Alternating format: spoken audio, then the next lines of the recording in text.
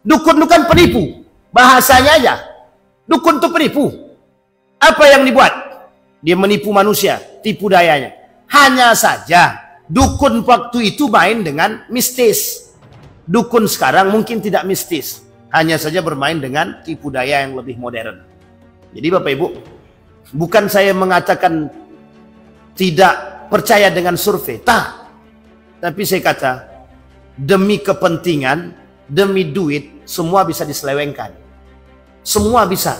Jadi sehingga setiap para calon itu, paslon-paslon itu, merasa menang semua. Surveiku menang. Ya jelas survei ente menang. Orang pilihannya, pemilihnya di situ semua.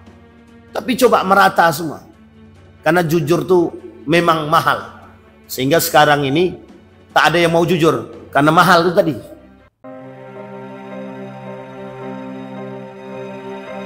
Wassallim wa barik ala hadzal nabiyil karim. Allahumma shalli ala Muhammad wa ala ali Muhammad fil alamin innaka Hamidum Majid.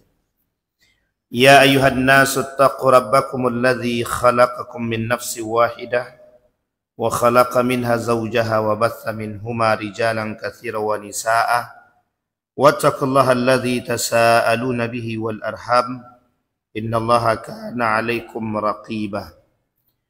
Wa qala Allah ta'ala ya ayyuhalladzina amanu taqullaha wa qulu qawlan sadida yuslih lakum a'malakum wa yaghfir lakum dhunubakum wa man yuti'illaha wa rasulahu faqad faza fawzan 'azima. Puji syukur kehadirat Allah dengan mengucapkan alhamdulillahirabbil alamin. Berselawat kepada Nabi dengan mengucapkan Allahumma shalli ala Muhammad wa ala ali Muhammad fil alamin innaka Hamidum Majid. Mudah-mudahan di subuh hari ini Allah limpahkan rahmat dan karunia-Nya kepada kita semua. Allah berkahi, Allah sehatkan, Allah kuatkan kita semua insyaallah. Kita yang hadir husnul khatimah. Amin ya rabbal alamin.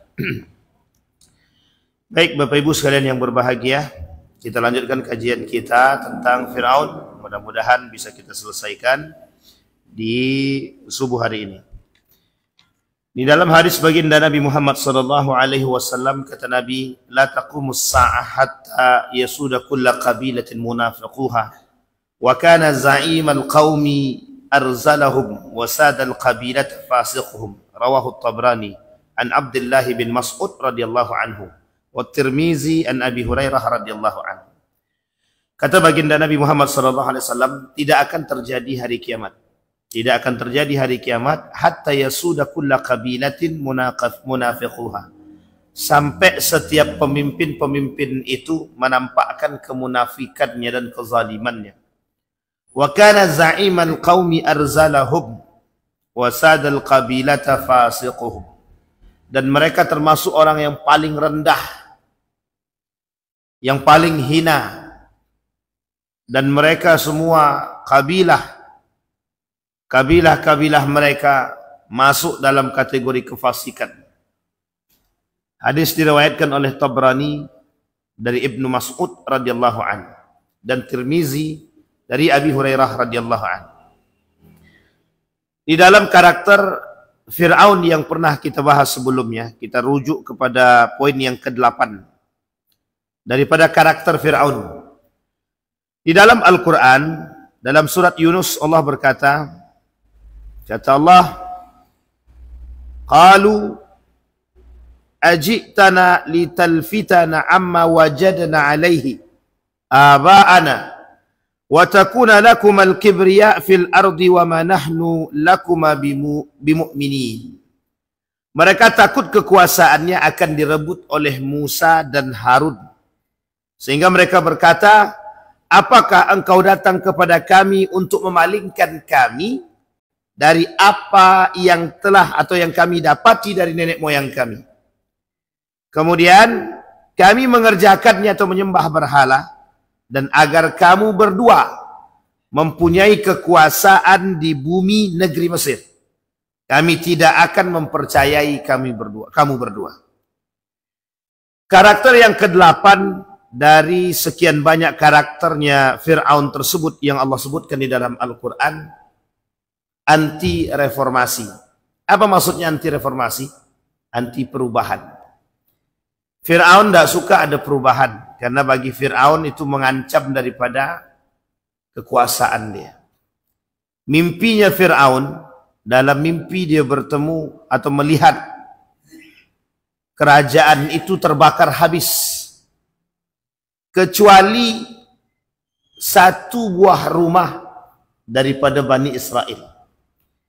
Sehingga ketika dibawa dalam ahli tafsir mimpi, disampaikan oleh ahli tafsir mimpi tadi, maka semua kekuasaanmu akan direbut oleh Bani Israel. Para ahli mufassir mimpi tadi mengatakan bahwa kelak yang akan merebut kekuasaan Fir'aun ini adalah anak daripada keturunan Bani Israel.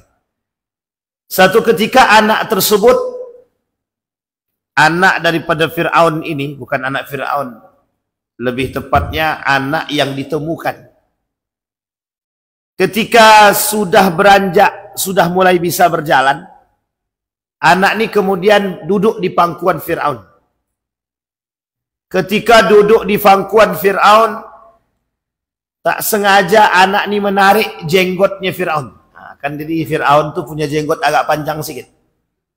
Mana yang agak panjang jenggotnya nih? Abang depan nih lah, tapi tak agak mirip sama Fir'aun sedikit. Agak panjang Fir'aun tadi, sampai ke bawah. Maka oleh anak tadi, yang duduk di pangkuan Fir'aun, ditarik dia jenggot Fir'aun tadi.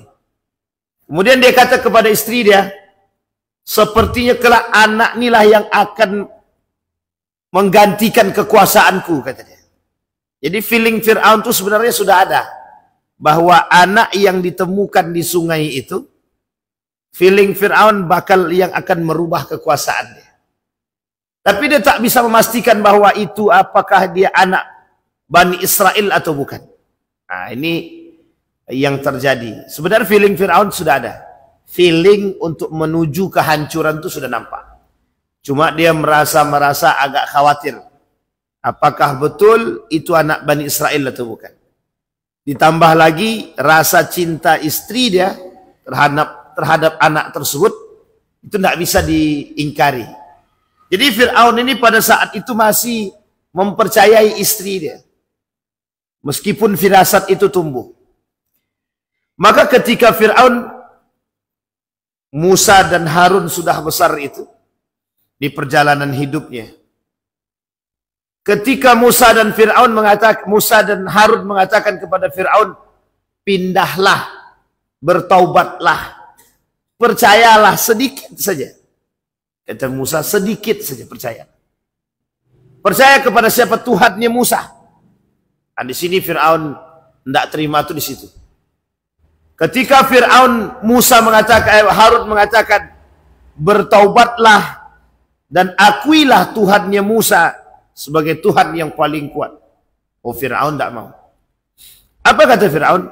Allah, kalian paling juga mau mengambil kekuasaanku. Sehingga dibuatlah satu isu di tengah masyarakat itu bahwa Musa dan Harun ingin merebut kekuasaanku. Di belakang Fir'aun ini ada seorang pemuda yang beriman kepada Allah. Ada seorang pemuda yang beriman. Yaktumu imanahum, kata Allah. Tapi posisi pemuda ini menyembunyikan keimanannya. Yaktumu imanahu, dia sembunyikan keimanannya. Ketika pemuda ini menyembunyikan keimanannya, pemuda ini sebagai penasehat kerajaan. Apa kata penasehat kerajaan? Kalau memang dia betul, kalau memang dia benar, beriman kita kepada dia, atau dia mengatakan mengutarakan keimanan. Ketika kita berpaling daripada kebenaran keimanan yang dia sampaikan, maka rusaklah kita. Nah, ini bahasa penasehat tadi. Maka apa salahnya? Biarkan dia menyebarkan keimanan dia. Kalau dia salah, maka dia akan menemukan azab dia. Maka dia akan mendapatkan azab dia. Nah, ini disampaikan oleh penasehat. Tapi Fir'aun lagi-lagi tak mendengarkan itu. Tapi yang didengar oleh Fir'aun adalah Haman. Sekretaris handal dia. Namanya Haman. Yang karakter Haman Allah sebutkan juga di dalam Al-Quran. Sebagai pembisik ulung. Jadi penasehat itu tak mempan di telinganya Fir'aun. Maka yang paling mempan itu pembisik ulungnya. Nah, ini provokator terbaiknya. Namanya Haman. Nah, maka dikatakan oleh Allah, diabadikan di dalam surat Yunus ayat 78. Musa dan Harun, kami ini tidak butuh perubahan. Kami tahu kalian berdua itu menghasut masyarakat atau mengatakan kepadaku agar bertobat, agar kalian berdua ambil kekuasaanku. Nah, disinilah ketidakpercayaan Fir'aun. Pada nomor yang ke-9, karakter daripada Fir'aun tadi, maka apa yang bisa dilakukan oleh Fir'aun ketika melihat karakter Musa dan Harun seolah-olah ingin mengambil kekuasaan dia, maka dia lakukan penyiksaan terhadap Musa dan Harun. Ini nanti kita bisa ilustrasikan. Jadi begini, bahasa sederhananya begini. Musa, Harun, kau ingin merebut kekuasaanku. Kalau memang kau mau merebut kekuasaanku, tinggal tunggu tanggal main. Nah, jadi disiksalah.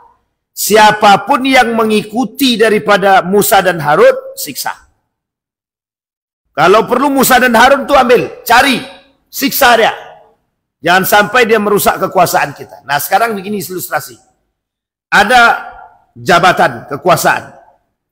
Jadi untuk merebut kekuasaan ini, nah nanti siapa yang mau merebut kekuasaanku? Cari dah orangnya. Apa yang bisa dibuat? Yang bisa dibuat, buat isu. Nah, buat isu dulu. Pengikut-pengikutnya, misal sekarang gubernur baru misalnya. Ini contoh aja nih. Gubernur baru naik misalnya. Siapa pengikut-pengikut gubernur sebelumnya? Singkirkan. Wah, nanti yang akan merusak kekuasaan dia, yang akan merusak posisi dia. Maka harus disingkirkan. Apapun caranya. Sekalipun harus memfitnah. Misal, difitnahlah orang-orang sebelumnya atau orang-orang yang lawan saingnya. Banyak pokoknya fitnahnya. Dituduh korupsi, dituduh pezina, dituduh peminum, dituduh kerjasama dengan kaum munafik, dituduh kerjasama dengan orang-orang asing misalkan. Semua ini dilakukan hanya untuk menyingkirkan lawan. Biar lawan ini tak bisa duduk. Dan itu sudah dilakukan Fir'aun pada masanya. Jadi kalau orang sekarang itu melakukan perbuatan seperti ini, itu sebenarnya terlambat. Dia mencontoh Fir'aun tapi tak seberani Fir'aun. Fir'aun itu terang-terangan. Memusuhi Musa itu terang-terangan. Nah, kalau sekarang memang terang-terangan. Cuman membunuhnya langsung lewat perintah. Kata Fir'aun, bunuh Musa itu. Bunuh Harun. Cuman orang sekarang tak sebagak Fir'aun, berlagak seperti Fir'aun, tapi tak segalak Fir'aun. Nah, itu dia. Jadi tak sebagak Fir'aun, berlagak seperti Fir'aun. Pokoknya buat fitnah. Apapun fitnahnya. Siapapun pendukung-pendukungnya, singkirkan. Jadi nanti ditengok tuh. Ini Pak Zuardi pendukung kabilah sebelah. Nanti Pak Zuardi tak usah kasih jabatan.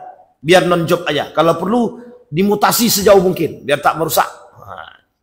Jadi sebenarnya karakter-karakter Fir'aun itu, maka yang dikatakan oleh para ulama itu, mawas diri agar tidak terjadi Fir'aun pada diri kita itu seperti itu. Karena memang karakter Fir'aun ini, itu karakter yang pasti akan terjadi. Dan banyak dilakukan oleh umat. Apa kata Allah? Qala amantum lahu qabla an adhana lakum. Innahu lakabirukum alladhi allamakumus sihr. Falsawfa ta'lamun. La'uqatti'adna aydiyakum wa arjulakum min khilafin. Wa la'usallibadna ajma'in. Wa la'usallibadnakum ajma'in. Apa kata mereka?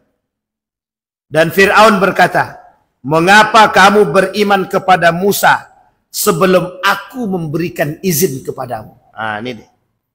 Jadi Fir'aun melarang orang-orang untuk beriman kepada Musa sampai ancamannya adalah ketika mereka melakukan atau beriman kepada Tuhannya Musa atau Musa, maka otomatis siksaan demi siksaan akan Fir'aun berikan.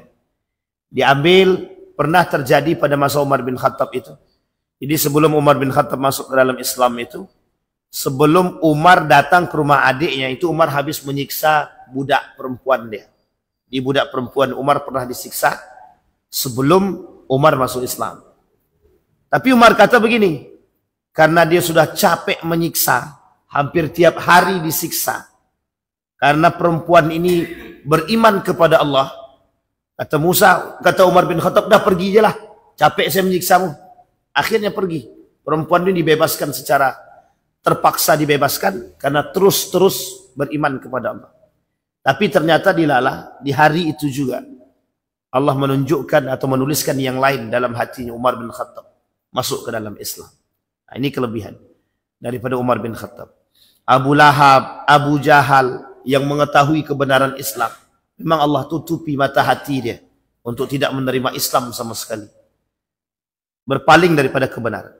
Sehingga kata Fir'aun, seperti yang dilakukan oleh Abu Jahal, Abu Lahab kepada Bilal bin Rabbah, Abu Musa al-Ash'ari, kemudian dengan para sahabat yang lain yang sebelumnya daripada kalangan budak yang masuk ke dalam Islam, itu mereka siksa, mereka tak terima. Nah sekarang ini Bapak Ibu, karakter itu adalah karakter-karakter yang kita temukan. Ada orang-orang yang tak suka, misal saya misalkan tak suka dengan kelompok sebelah gitu. Jadi seolah-olah kita mulai mencaci dan memaki, menyiksa orang-orang dan mengasingkan mereka. Padahal orang zaman dulu, perbedaan keimanan, terjadi penyiksaan. Untuk masuk Islam saja, sulitnya bukan main. Harus sembunyi-sembunyi. Harus menyatakan, menyembunyikan keimanannya. Harus bergabung dengan kelompok tertentu. Ketika duduk dengan para orang-orang yang ada di pasar, dia tak berani kata kalau dia Islam. Orang sekarang, Islam sudah terang-terangan besar-besaran, justru sama-sama Islam saling mengucilkan, saling mengasingkan, saling mengenyampingkan. Padahal musuh kita jelas.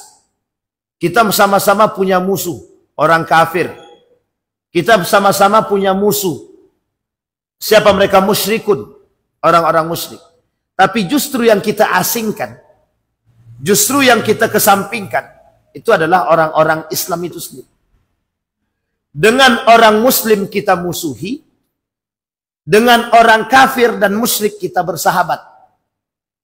Di sini logika berfikirnya tidak masuk sebenarnya. Dengan orang kafir dan musyrik kita bersahabat, dengan orang Muslim kita bermusuhan. Dengan masjid sebelah kita berkelahi, dengan gereja samping kita menjaga. Ini poin penting. Jadi karakter Fir'aun juga ini sebenarnya. Makanya saya kata, oh ini kenapa dunia ini seperti ini? Karena memang sudah terbalik. Arus berfikirnya sudah terbalik. Kalau Rocky Gerung kata, akal sehat itu dah tak ada. Orang memperjuangkan Islam itu bukan main. Sampai harus berkucuran darah. Uniknya, di tengah perpecahan sesama saudara, itu juga berkucuran darah. Membela Islam dengan darah, menghancurkan Islam dengan darah. Memecah belah Islam dengan darah. Maka orang kafir yang berada di sekeliling perpecahan Islam tadi, tak perlu kami capek-capek. Coba bayangkan. Sehingga karakter Fir'aun itu ada dalam diri kita. Kita tak suka. Masih mending Fir'aun. Dia bukan Islam. Musa dan Harun datang untuk mengajak. Idhaba. Kata Allah. Hei Musa dan Harun pergi kepada Fir'aun itu. Ajak dia masuk ke dalam Islam. Tidak satu, nabinya dua. Sekarang semua sudah Islam. Hanya tinggal membuat Islam lebih lembut, lebih baik. Tapi justru kita tak bisa. Nah, ini poin penting. Maka yang dikhawatirkan oleh para ulama, tertanamnya karakter-karakter Fir'aun di masa kini terhadap diri para penguasa, termasuk pada diri kita pribadi yang kita buat dalam rumah tangga kita. Diktator, otoriter kita terhadap keluarga, anak dan istri, itu sebenarnya baik. Asalkan mengarah kepada hal yang positif saja. Diktator pada agama, diktator pada sholat, diktator pada nilai-nilai agama, itu wajib. Wajib Pak. Kalau kau tak sholat, pukul. Memang begitu ajarannya dalam agama. Tapi justru uniknya, diktator pada yang lain, tapi kita tak takut dengan agama. Justru anak jauh daripada agama, dekat kepada hal kemaksiatan. Kita dengan urusan, kalau kau tak belajar, tak akan naik kelas. Tak usah tinggal di rumah nih. Tapi ketika anak tak sholat, ketika anak tidak baca Quran, biar aja lah. Jadi kita tak punya diktator pada agama. Padahal yang penting itu di situ. Tekanan kita terhadap anak dalam urusan agama tidak ada. Sehingga memang karakter-karakter Fir'aun itu mudah masuk. Nah, anak mencontoh di situ. Maka Bapak Ibu sekalian yang berbahagia, jangan timbulkan rasa ketakutan dalam diri kita akan tersingkirkan dari segala hal. Nabi bilang, ya bena Adam, la takhafanna min dhi sultan, fa inna sultani bakian, fa inna sultani la yanfudhu abadan. Apa kata Nabi dalam hadis kursi itu? Hei anak Bani Adam, jangan kalian takut dengan kekuasaan. Kenapa Allah sebutkan? Karena ini Fir'aun betul.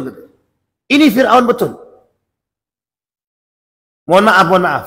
Kalau Bapak Ibu tanya sama para pemimpin sekarang, siapa di antara para pemimpin sekarang nih yang mau kepemimpinannya dipanjangkan sampai 20 tahun? Saya kira Bapak Ibu tak ada yang nolak. Misal. Tanya sama Pak Abdul Wahid misalkan. Pak, mau enggak Bapak kepemimpinan Bapak sampai 50 tahun? Saya kira agak sulit untuk bilang tidak itu. Karena orang-orang sekarang ini dengan jabatan itu, dengan kekuasaan itu, kalau bisa jangan mundur, harus maju. Maka kalau kita tanya sama para pemimpin pejabat itu, enggak mau dia kalau cuma sekedar 2 tahun, 3 tahun, 5 tahun, enggak mau. Makanya pada masa era Jokowi itu sempat ingin trisut. Ingin 3 periode. Kalau perlu jangan 3 periode. 1 abad pun ambillah. Kalau dia mau. Ini poin Pak. Pada masa Soeharto berapa puluh tahun? 30 lebih. Berarti berapa abad tuh? Berapa periode? 1, 2, 3, 4, 5, 6 periode. Tambah lebih sedikit. Itu kalau kurang 32 tahun, kurang 3 tahun lagi. Kalau sempat 30 tahun, memang dapat piring cantik dah tuh. Berapa abad? 7 periode. Hampir 7 periode. Ada enggak? Karena penikmat kekuasaan. Apa nikmatnya kekuasaan? Kenapa orang zaman dulu, para ulama terdahulu, takut dia? Naiklah. Tak berani dia. Tak sanggup. Karena beban dia berat. Tahu dia pentingnya. Tahu dia beban dia, tahu dia kemaksiatan dia, tahu dia dosa dia. Karena pundak nih sudah berat dengan anak dan istri, tambah manusia yang banyak. Kalau Riau, seluruh penduduk Riau ini, di sinilah beban dia. Ada di pundak gubernur kita sekarang. Jangan main-main dengan jabatan dan kekuasaan. Jangan merasa enak nikmat. Jangan kira bisa tidur santai kita dalam kamar itu, tidak bisa. SBY pernah kata SBY itu, tidur itu hanya sedikit saja. Hanya berpikir bagaimana tentang umat, itu tidur itu cuma sedikit saja. Belum lagi kita tidak diperkuat dengan sesuatu. Makanya Sultan Abdul Hamid II itu dia punya kelebihan. Sultan Abdul Hamid II itu sangat dikenal dengan sangat zuhudnya dia. Tiap malam tahajud tidak pernah lepas. Pemimpin yang setiap hari, setiap waktu mendoakan rakyat dia. Ya Allah, jangan kau jadikan rakyatku ini dekat dengan kezaliman dan kemaksiatan.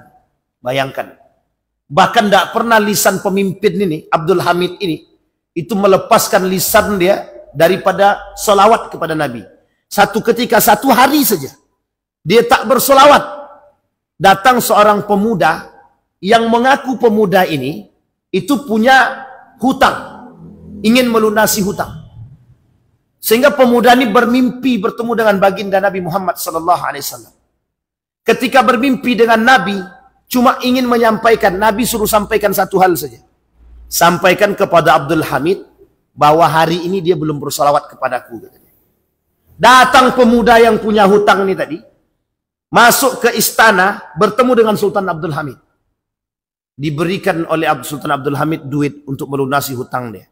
Karena apa? Sudah menyampaikan pesan Nabi melalui pemuda tersebut. Bayangkan hari-harinya Sultan Abdul Hamid itu tanpa ada lisan dia basah dengan zikir. Itu yang kita harapkan dari pemimpin kita sekarang. Yang kita harapkan dari mereka, tangan mereka tak lepas daripada zikir. Hati mereka tak lepas daripada zikir. Kenapa? Fir'aun ini, karakter Fir'aun ini mengintai dia. Yang 19-16 karakter ini, itu sedang mengintai dia. Di mana celah masuk? Di mana celah?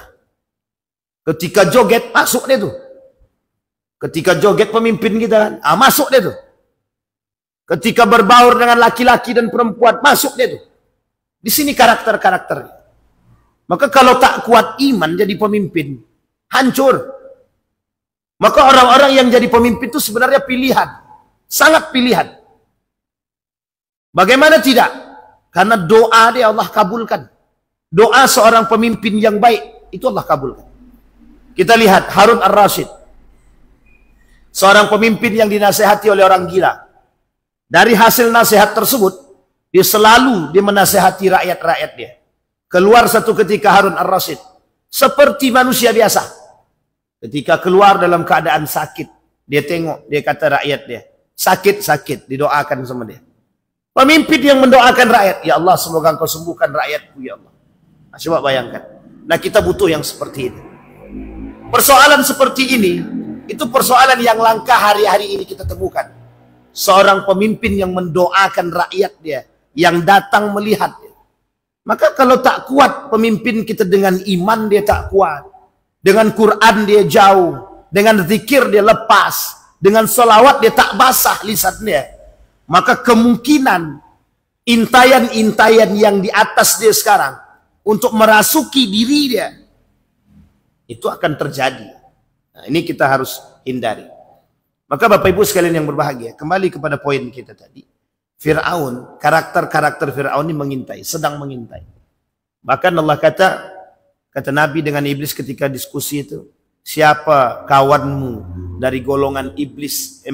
Kata Nabi, siapa kelak yang menjadi kawan kalian di hari kiamat? Satu di antaranya pemimpin yang zalim. Sultanan Jur. Sultanan Jur kelak yang bakal masuk dalam neraka. 6 golongan yang masuk neraka tanpa hisab. Satu di antaranya pemimpin yang zalim. Pemimpin yang zalim itu bukan hanya pemimpin rakyat saja. Semua manusia yang merasa diri dia pemimpin. Termasuk kita ayah-ayah nih. Termasuk kita bapak-bapak nih. Yang menjadi pemimpin rumah tangga. Bisa kita masuk neraka. Karena kita pengkhianat. Karena kita berkhianat kepada Allah dan Rasul. Atas amanah dan yang diberikan kepada kita. Apa amanah dia? Rumah tangga yang sakinah, mawaddah warahmah. Nah, itu yang poin penting bagi kita. Baik, itu yang ke-9. Sekarang 10. Memperbudak manusia. Fir'aun menganggap selain diri dia adalah budak. Karena dia menganggap diri dia Tuhan tadi, maka semua manusia-manusia itu di mata Fir'aun adalah budak. Dia bebas untuk memerintahkan. Pergi. Ini karakter ini, kalau Bapak Ibu mau lihat, tengoklah karakter ini pada orang kaya yang zalim. Tengoklah karakter ini kepada orang kaya yang zalim. Nampak sangat. Sangat nampak. Orang kaya diperintah tak mau. Maunya memerintah. Orang kaya mau, orang kaya yang zalim. Maunya dilayani, melayani tak mau. Nah, ini karakter kaya orang kaya yang zalim itu begini.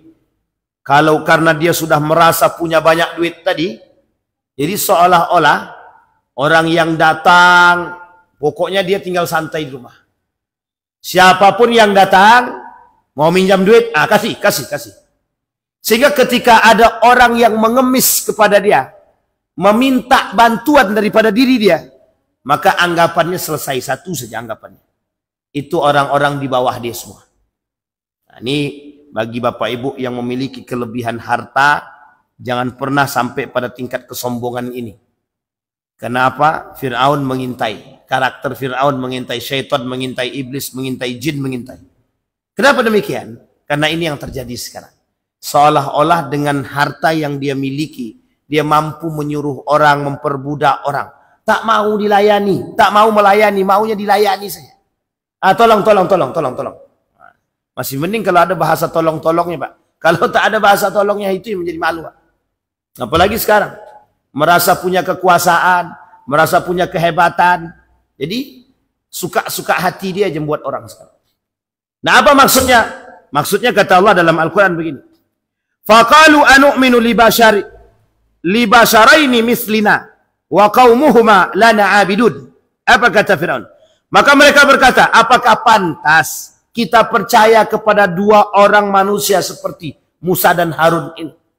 Dia tak punya kekuasaan, tak punya jabatan, tak punya duit, tak punya harta melimpah. Cuman modal tongkat, modal suara, mengaku nabi. Nah, ini bahasanya Fir'aun. Tidak punya kekuasaan, tidak punya duit, tidak punya harta. Modal tongkat, modal bicara, dan modal iman sebenarnya. Cuman Fir'aun tak nampak di situ. Sehingga kata Fir'aun, ngapain kita percaya kepada orang seperti ini? Mesti dusta. Fir'aun kata, rakyat siapa yang tak mampu, sini, apa yang kalian mau, aku kasih. Apa yang kalian butuh, pinjam duit, aku kasih. Apa masalah kalian, aku selesaikan. Ini Fir'aun. Sehingga mohon maaf, Pak, orang-orang lebih percaya pada karakter Fir'aun pada masa itu daripada Nabi Musa alaihissalam. Padahal Nabi Musa punya satu keajaiban, mukjizat yang Allah berikan. Disinilah kemudian manusia pada masa itu sebagian menalar dengan akal, sebagian menalar dengan iman. Uniknya manusia sekarang, akal ada, iman ada, tidak nalar kedua-duanya, Pak. Coba bayangkan. Iman ada, tapi pasti percaya pada manusia. Akal ada, masih juga percaya pada tahayul. Mau akal punya. Apa kata akal dia? Kalau mau kaya, bekerjalah. Kan begitu? Itu akal, Kak. Nalar akal sehatnya. Tapi, karena pengen kaya, datang ke dukun. Tak jadi pakai akal. Iman ada. Pengen kaya, korupsi. Iman lepas. Sampai sini paham maksudnya? Orang zaman dulu, masanya Fir'aun itu, pengen kaya, kerja. Akal dia menalar dengan akal tapi tak dengan iman. Sehingga mohon maaf, ketika Fir'aun menawarkan kekayaan, mereka bisa terima. Karena Fir'aun nyata dengan kekayaannya, nyata dengan kekuasaannya. Pertanyaannya, lebih jahiliyah mana berarti? Zaman Fir'aun atau zaman sekarang? Zaman Fir'aun iman tidak berbicara, akal berbicara. Zaman sekarang akal ada, iman ada, kedua-duanya tak nalar. Coba bayangkan. Ini manusia zaman sekarang ini kelewatan batas. Lebih jahiliyah daripada jahiliyah itu sendiri. Orang jahiliyah zaman dulu, Pak. Orang jahiliyah zaman dulu. Dia tak, akal dia sebatas pengetahuan yang tampak. Orang sekarang, saking tingginya akal, saking tingginya kecerdasan, hilang semua dibuatnya. Makanya wajar kalau Rocky Gerung bilang, manusia sekarang ini banyak yang kurang akal sehat. Gitu. Apa? Itu tak kasar betul. Tapi ya boleh juga lah. Cuma tak usah disebutkan. Kalau bahasanya siapa namanya? Wanabut, bahlul ente katanya. Itu bahasa wanabut itu bahlul katanya.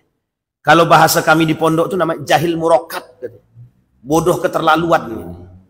Ilmu akal ada, ilmu ada, iman ada. Tapi tidak pakai kedua-duanya. Itu lebih parah daripada bahlul itu sendiri. Jadi Bapak Ibu sekalian yang berbahagia, sayang kan? Apa kata Fir'aun?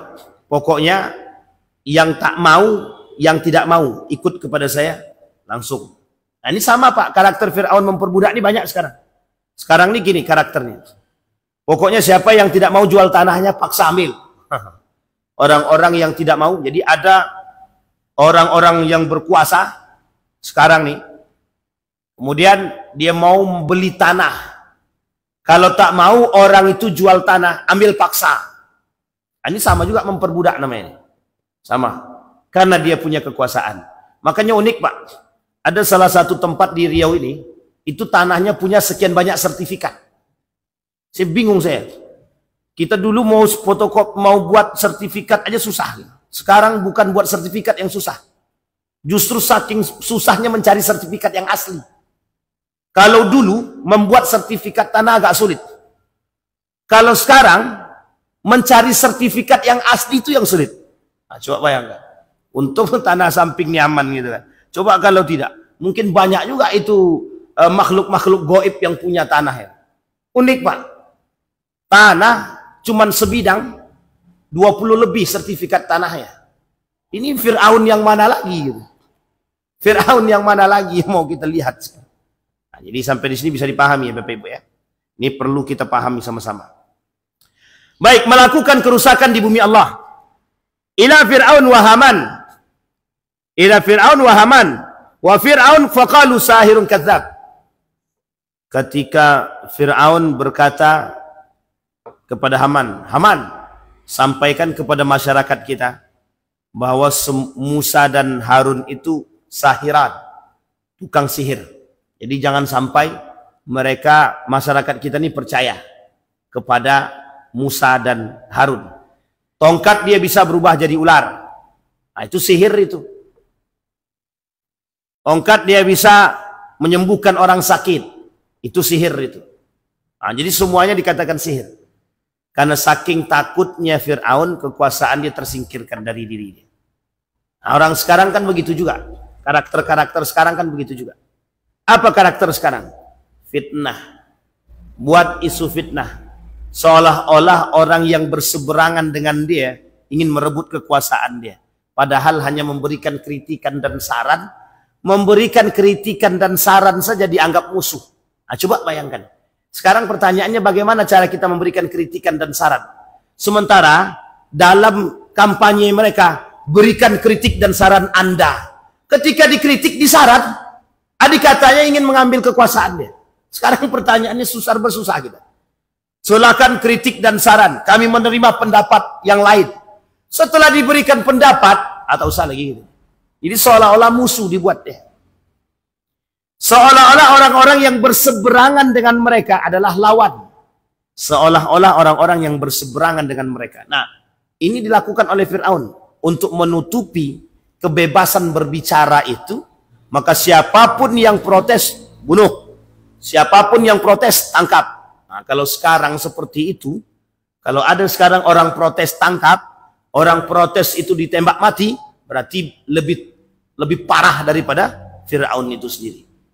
Pernah terjadi Ustaz pada masanya. Kita tak katakan itu Fir'aun, tapi pada masanya pernah terjadi. Nah, kalau sekarang seperti itu, berarti Fir'aun itu. Fir'aun. Kalau ada orang kritik, memberikan saran, kemudian harus dimusuhi, apa beda dengan Fir'aun? Tak ada bedanya dengan Fir'aun. Baik. Nah, Fir'aun satu karakter dia, melakukan kerusakan di muka bumi. Pertanyaannya, di mana letak kerusakan yang dilakukan oleh Fir'aun?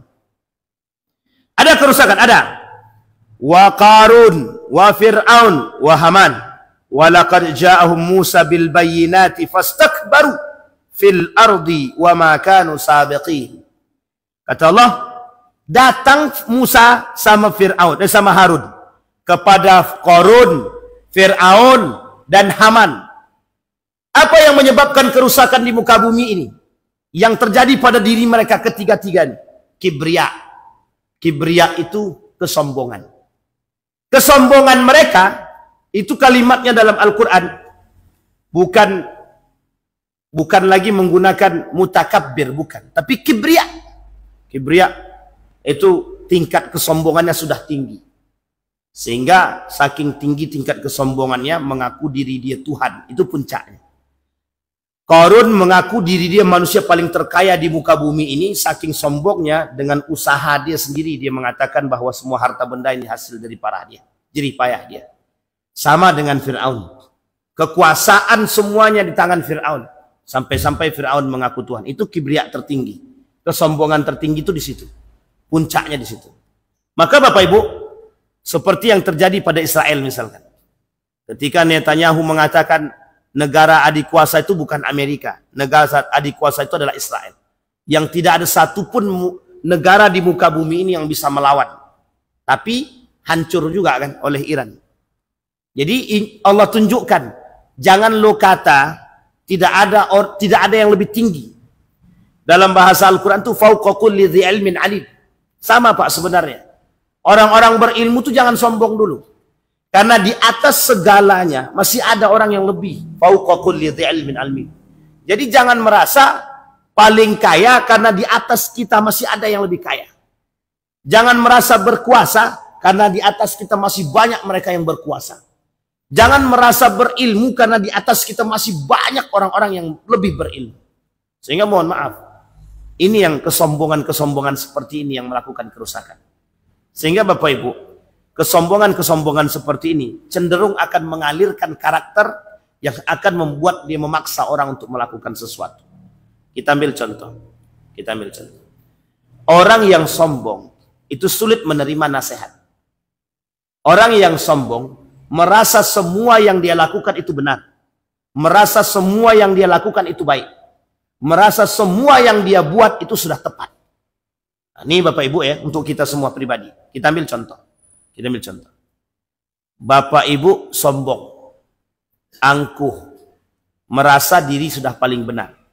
Pertanyaannya adalah, dampaknya kepada siapa saja kesombongan itu? Yang paling besar pada diri kita. Yang paling besar pada diri kita. Kemudian pada siapa? Pada yang lain. Sehingga apapun akan kita lakukan, kerusakan demi kerusakan terjadi karena kesombongan, keangkuhan. Kita ambil contoh lain. Ketika Anies Baswedan memiliki ide-ide cemerlang untuk diberikan kepada Jakarta waktu itu. Tapi karena kesombongan para pemimpin-pemimpin yang angkuh, yang sombong itu menolak apa yang diberikan daripada ide-ide yang baik tadi. Seolah-olah apa yang dia buat lebih baik. Ternyata tak lebih baik dari apa yang disarankan. Nah, ini penting, Pak. Jadi kadang-kadang masukan orang itu pasti bisa memberikan yang terbaik. Setidaknya kita bisa mendengarkan dulu. Jadi kita kadang-kadang kata guru dia, anak bapak nih di sekolah agak nakal sedikit. Jangan kau kata-kata anakku nakal. Tidak ada anakku nakal. Kami didik dia dengan baik. Sudah jelas anak itu bikin kerusakan di sekolah. Masih juga dibilang. Nah, ini contoh-contoh orang-orang yang angkuh dan sombong. Yang tak bisa menerima kritikan. Nah, seperti ini banyak. Dan kita takutkan pemimpin-pemimpin yang punya karakter seperti ini merusak. Dikritik tak mau.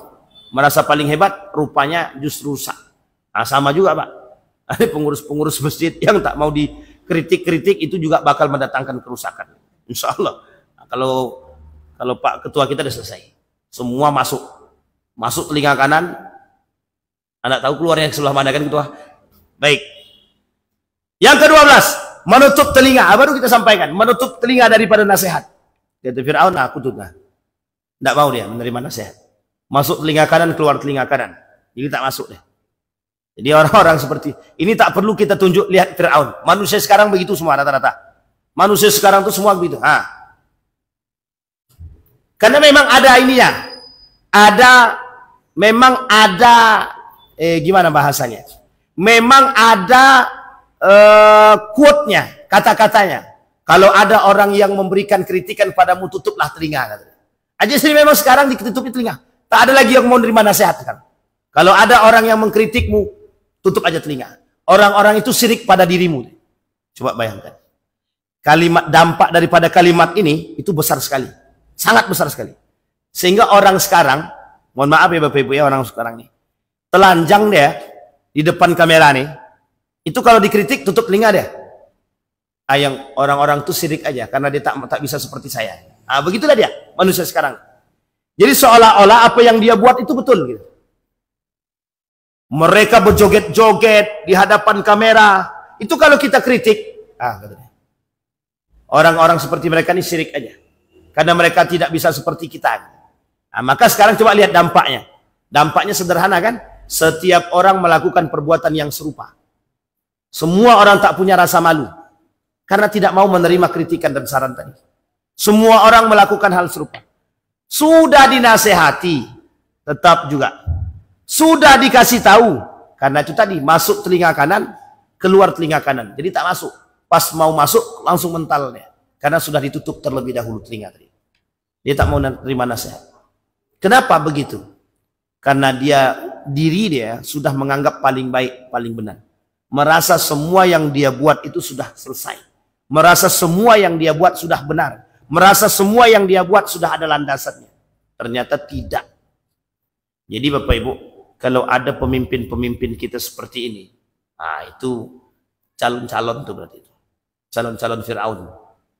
Jadi saya tak kata siapa Fir'aun ya, tapi karakter-karakter Fir'aun itu sudah nampak. Nah ini yang harus kita hindari. Maka ini sebenarnya kita rujuk ke dalam rumah tangga pun bisa.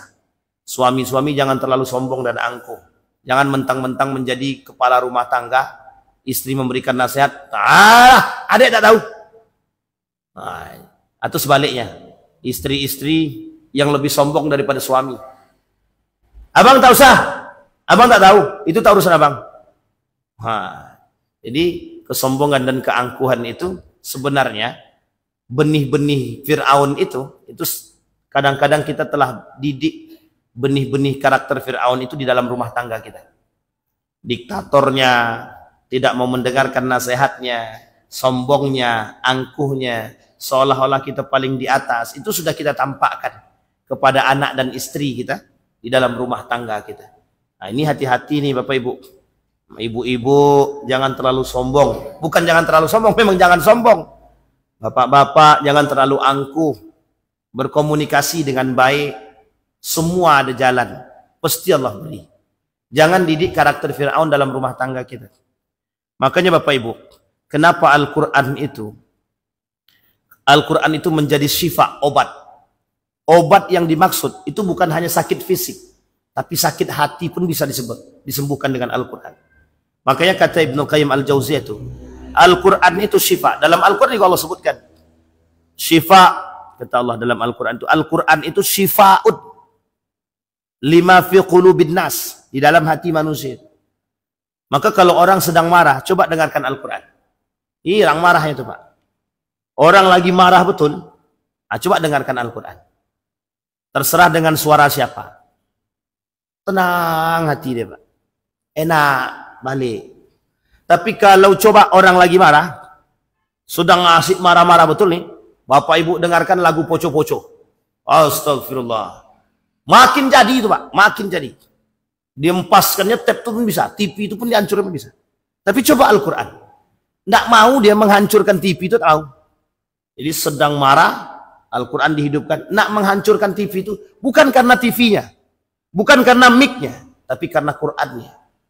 Al-Quran mampu menjaga itu. Tapi coba Bapak Ibu dengarkan lagu poco-poco, selimut tetangga, walang, jangankan TV. Orang-orang yang ada di samping pun bisa hilang. Nah, coba bayangkan. Ini penting. Jadi menanamkan. Sekarang ini ada, insya Allah kapan waktu kita bahas itu. Ada geliat yang disebut dengan living of the Quran. Bagaimana hidup dengan Quran. Nah, insya Allah kita coba di pertemuan yang akan datang, kita coba bahas living of the Quran. Bagaimana hidup dengan Al-Quran itu.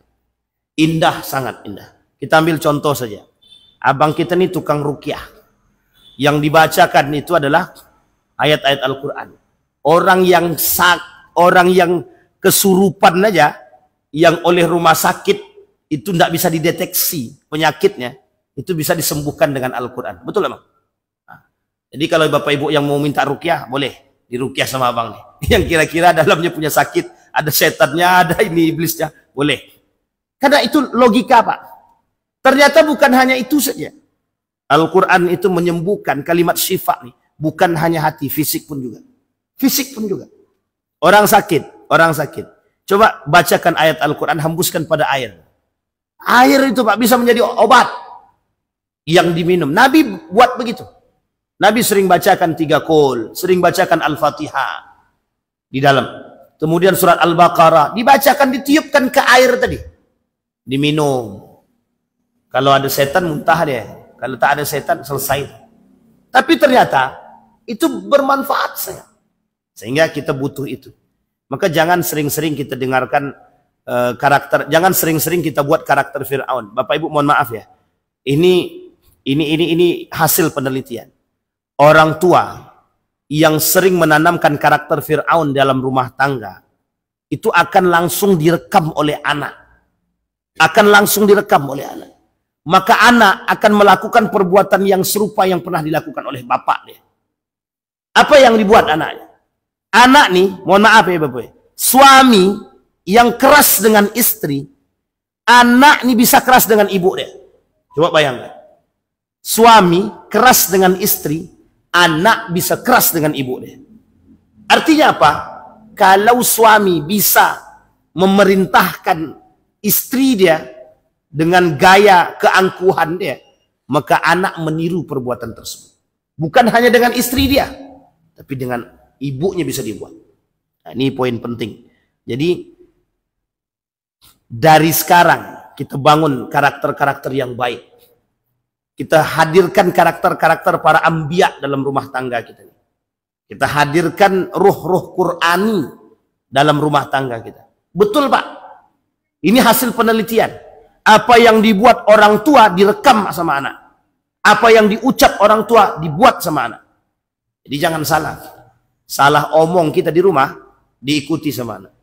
Ini cerita seorang ada cerita. Satu ketika anak dia nih mendengar kalimat daripada orang lain. Jadi di rumah dia ini ada yang membantu. Yang membantu nih suka mengucapkan binatang-binatang kaki empat.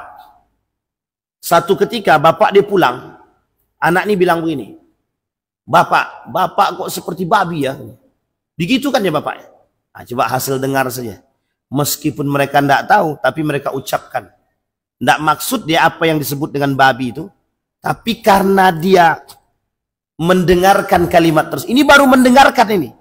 Belum masuk pada karakternya, baru mendengarkan. Coba bayangkan. Nah ini yang kemudian yang harus kita. Nah manusia sekarang begitu Pak. Kita ini kan merekam. Karakter-karakter daripada manusia-manusia sekarang ini direkam. Siapa yang merekam? Merekam dengan orang-orang yang mengikuti mereka. Apa yang dia buat? Maka mohon maaf, kenapa korupsi itu susah diberantas? Karena turun-temurun, mendarah daging. Orang yang sebelumnya melakukan, orang yang pertama kali melakukan korupsi, dilihat dengan oleh bawahan dia. Nanti bawahan dia naik, karena korupsi ini tidak dihukum misalkan. Atau biasa saja gitu. Hukumannya enjoy. Korupsinya triliunan, suruh balikkan cuma miliaran. Kira-kira masih untung atau masih rugi? Nggak apa-apa, laku di penjara. Yang penting kan dalam penjara tuh bagus tempatnya, kasurnya oke, ada TV-nya kan gitu. Misal gitu. Kira-kira mau nggak dia di penjara tuh? Nggak apa-apa, yang penting duitnya tak habis. Korupsinya triliunan, anggaplah 1 triliun. Disuruh balikkan duit 5 miliar. Masih untung berapa? Masih untung 995 miliar. Coba bayangkan, aman aja, aman Pak. Jadi karakter itu ditengok, jadi turun-temurun dia. Makanya sekarang manusia senang korupsi. Jadi sekarang ini ada di video-video itu, video-video sindiran itu. Mantap sekali itu. Kenapa tidak korupsi? Lebih baik korupsi uang rakyat aja lebih enak, kata dia. Coba bayangkan. Jadi seolah-olah jadi mainan. Karena itu jadi bahan candaan. Jadi bahan permainan. Sehingga tak ada rasa takut. Karakter turun-menurun. Jadi diikuti Pak. Diikuti. Kenapa? Maka kata ada satu video cuplikan itu begini. Maling ayam masuk penjara. Maling duit rakyat masuk penjara. Sekarang pilih mana? Enak mana? Maling ayam 5 tahun, maling duit rakyat 1 tahun. Lebih baik kami maling duit rakyat, katanya. Ini bahasa sindiran sebenarnya. Artinya apa? Saking bobroknya, saking korupsi itu merajalelanya dulu. Nah, mudah-mudahan Pak Prabowo mendengarkan apa yang kita sampaikan ini dan menjadi perhatian khusus dan penting. Dan mudah-mudahan para pelaku koruptor-koruptor ini sadar diri. Gimana mau sadar Ustaz? Iblis sudah merajalela, katanya. Itu susah juga. Karakter-karakter Fir'aun sudah masuk. Itu yang susah. Karena telinga tadi ditutup. Sehingga Fir'aun betul yang ada dalam diri orang-orang pelaku kemaksiatan dan dan kerusakan tersebut. Yang ke-13, mengalihkan isu. Ini sudah disampaikan. Mengalihkan isu itu sampai-sampai Musa dengan Fir'aun, dengan Harun tadi. Apa kata Fir'aun kepada Haman? Haman, kita kan punya kekuasaan, kita punya kekuatan. Coba bangunkan aku dulu, bangunan yang tinggi sampai ke langit. Nanti kalau sudah sampai ke langit, kita tengok mana Tuhan Musa itu. Paling Musa itu dusta aja. Nah, jadi cara mengalihkan isunya seolah-olah dia bagak dan berlagak untuk mengatakan bahwa bisa sampai ke langit untuk melihat mana Tuhannya Musa. Padahal sampai pun tidak. Jangankan langit. Jangankan langit. Awan pun tak sampai. Nah, coba bayangkan. Tapi kesombongan Fir'aun itu untuk menunjukkan keangkuhan dia. Seolah-olah dia ingin katakan bahwa Musa ini penipu. Cuma untuk menunjukkan bahwa Musa ini penipu, dia pengen buktikan ada enggak Tuhannya Musa itu. Nah, jadi kalau nanti dia sampai ke atas, ternyata Tuhan Musa itu tak ada, nah, dia mau buat isu. Padahal sebenarnya itu lagak. Dalam bahasa komunikasi, berlagak sombong tapi penakut. Nah, itu bahasanya. Berlagak sombong tapi tak mampu. Berlagak sombong, berlagak kaya tapi miskin. Berlagak kuat tapi lemah. Nah, itu dia yang sesungguhnya. Fir'aun itu seperti itu sebenarnya. Berlagak kuat tapi lemah. Kenapa kita katakan lemah? Karena kekhawatiran dan ketakutan akan tersingkirnya dari kekuasaan tersebut. Sehingga dia buatlah isu bahwa Musa ini penipu. Bahwa Musa dan Harun ini tukang sihir. Kemudian 14. Mempunyai penyihir. Nah, ini tukang dukun. Nah, ini jangan tersinggung ya Bapak Ibu ya. Jangan tersinggung. Kenapa kita katakan para orang-orang yang sekarang ini banyak yang meniru karakter Fir'aun? Karena banyak juga demi kekuasaan itu mereka datang ke dukun. Datang ke tukang santet, datang ke jin, datang ke mbah dukun. Pokoknya sebelum pemilihan gimana caranya surat suara yang di dalam itu berubah dari suaraku semua. Cuman dukun sekarang ini tak cerdas. Kenapa tak cerdas? Tak bisa dia mengalahkan quick account itu. Ini dukun-dukun kurang modern. Maka sekarang ini banyak dukun-dukun modern sekarang. Apa itu dukun-dukun modern? Dukun-dukun modern itu tukang survei. Tukang surveyor itu. Itu tuh dukun-dukun modern itu. Surveyor yang tak jujur itu dukun-dukun modern itu. Kenapa kita katakan dukun modern? Karena tipu dayanya di situ. Misal satu komplek ini pendukung Ridwan semua. Sehingga dibuatlah Pak surveyor. Dibuat survei. Kira-kira di sini menang siapa? Kalaulah rata-rata di sini mendukung Ridwan. Kemudian kita buat pula survei di sini. Demi duit tadi. Kira-kira yang menang siapa? Ridwan apa Didik? Jelas Ridwan pendukung Ridwan. Dibuat survei di situ. Jelas menang Ridwan. Karena pendukungnya jelas. Jadi model-model survei begini nih sama kayak mohon maaf ya dukun-dukun modern namanya. Jadi demi uang tipu daya bermain. Dukun bukan penipu. Bahasanya aja. Dukun itu penipu. Apa yang dibuat?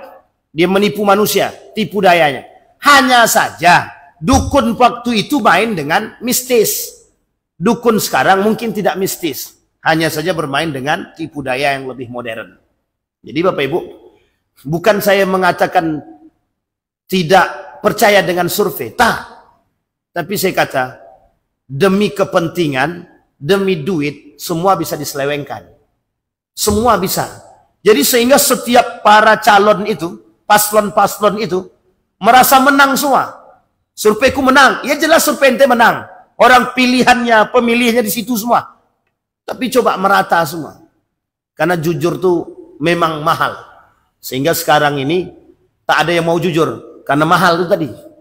Jadi karena jujur nih mahal, lebih baik kami bohong, Ustaz. Kenapa gitu? Bohong murah. Jadi harga bohong murah itu lebih enak daripada harga jujur mahal. Kalau harga mangga mahal, itu masih mending, Pak. Tapi kalau jujur yang mahal ini, itu yang sulit untuk ditemukan. Yang membuat jujur nih mahal sebenarnya manusia itu sendiri. Sebenarnya tak mahal, Pak, tak mahal.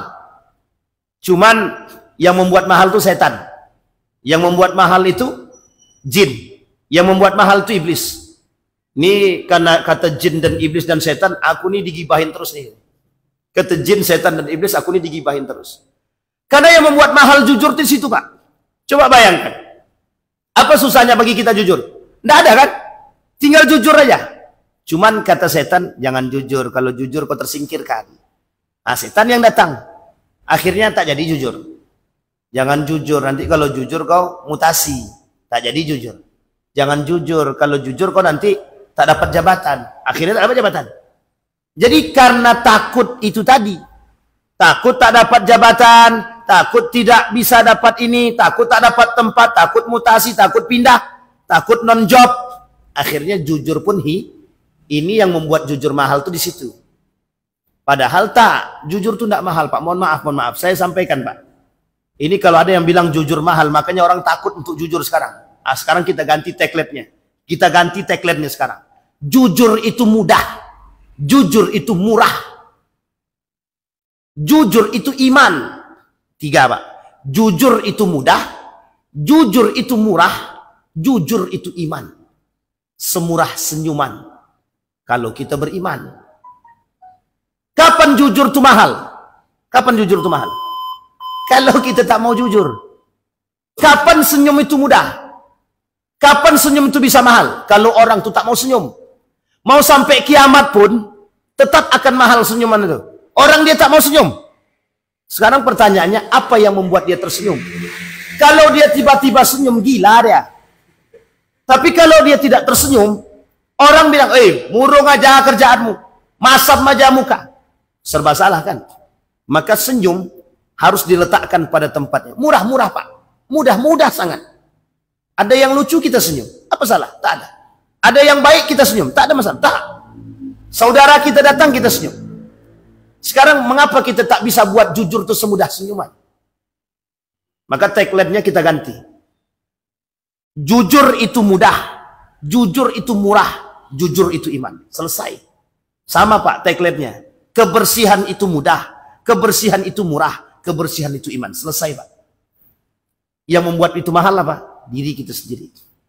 Maka kalau hari ini orang kata mahal jujur itu, iya karena ente tak mau jujur, itu aja. Sampaikan. Tak ada pernah. Karena kenapa kebenaran itu mahal? Kenapa kejujuran itu mahal? Ya karena mohon maaf, kita tak berani, itu aja. Sebenarnya berani-berani saja.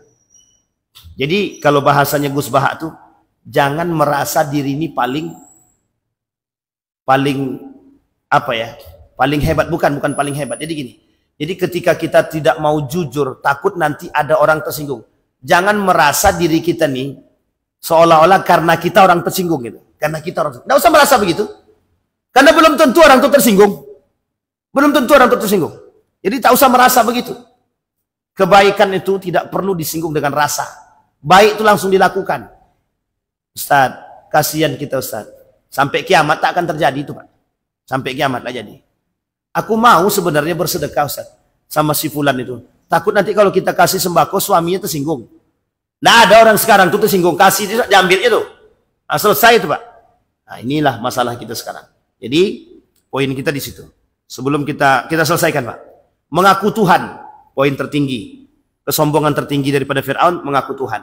Ini sudah kita sampaikan. Terakhir, mengaku Tuhan yang paling tinggi. Ana rabbukumul a'la. Jadi anaknya Masitoh itu pernah bilang begini yang Allah abadikan dalam Al-Quran. Siapa Tuhanmu? Kata Fir'aun. Kata dia, Allahu Rabbi wa Rabbukum. Apa kata anak Masitoh tadi? Allah itu Tuhanku dan Tuhanmu juga, kata dia. Ngamuk langsung Fir'aun. Langsung anaknya sama Masitoh sekali dimasukkan ke dalam kuali besar tadi. Nah, inilah cerita kenapa anak Masitoh dan anaknya dimasukkan ke dalam kuali itu di situ. Gara-gara ayat ini tadi. Kata dia, ana rabbuk, Allahu Rabbi wa Rabbuk. Allah itu Tuhanku, begitu juga Tuhanmu. Sehingga Allah abadikan dalam Al-Quran, faqala ana rabbukumul a'la. Kata Fir'aun, salah. Akulah Tuhan yang paling tinggi, kata Fir'aun. Nah, maka Bapak Ibu, ini sering saya ulang-ulang, Apa yang sering saya ulang? Manusia hari ini mengaku Tuhan tidak. Hanya saja berkarakter seperti Tuhan iya. Mengaku iblis tidak, tapi berkawan dengan iblis iya. Mengaku iblis tidak, tapi melakukan perbuatan iblis iya.